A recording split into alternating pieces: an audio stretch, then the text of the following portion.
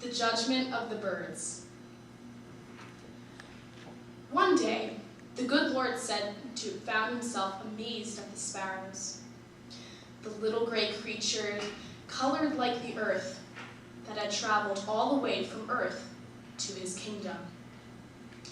One of the sparrows had the courage to come forth and relate their complaint, thus surprising the leader of the birds, the hawk. Before becoming emotional, the creator of the heavens and earth said, "Birds, do you know how I created you? When I was creating the great things, I brushed off the remaining earth from my hands, and that is how you became to be. As I did for man, ants, and all creatures, I gave you many good things, an abundance of land to feed from, a space in the tallest buildings for you to build your nests. What else do you want?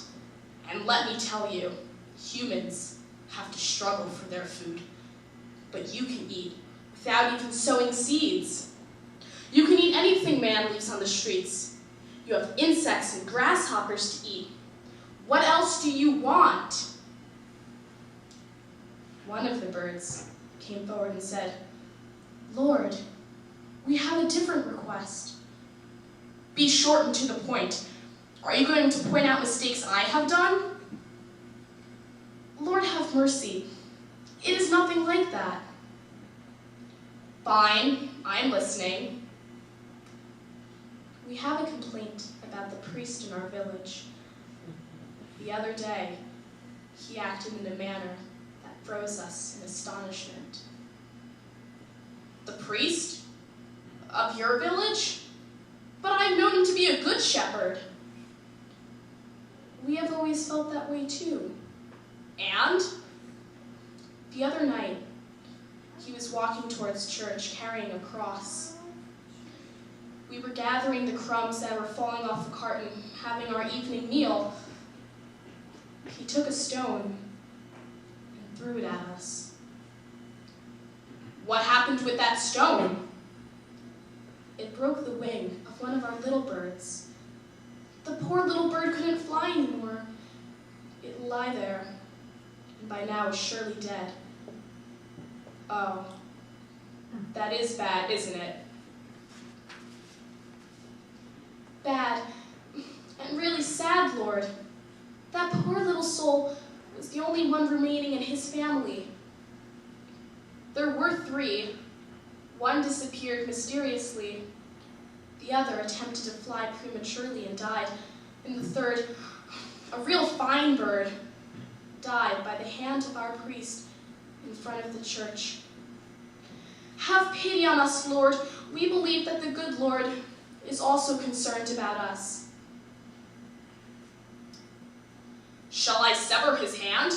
I can give an order for lightning to strike, and that will be instantly accomplished." "No, Lord, we wouldn't want that." "Shall I blind him? I can order eagles to gouge out his eyes and make a pouch for insects to live in." "That would be worse, Lord." "Why?" "A blind man can't see. He would crush lives and other precious things under his feet. A blind man could very easily claim innocence." "It seems you know what you want. Tell me." "Lord, we beseech you to send the barber of our village and have him shave the priest's beard." "How will that solve the problem?" "Up until now, whenever we see a layman, we would fly away from him, fearing he might harm us. Now that we have been betrayed by the bearded, ordained man, we ask you to remove that identifying appendage. A punishment like that will reaffirm our faith that a priest is God's person, always a good and holy person who would not even harm an ant. That's all we want." The Lord listened to the bird's request and ordered the village barber to shave the priest's beard. Now, Whenever birds see a shaven man, they fly away hurriedly. The birds, joyfully chirping, return to earth, thinking there is a kind God in the heavens. Lucky bird.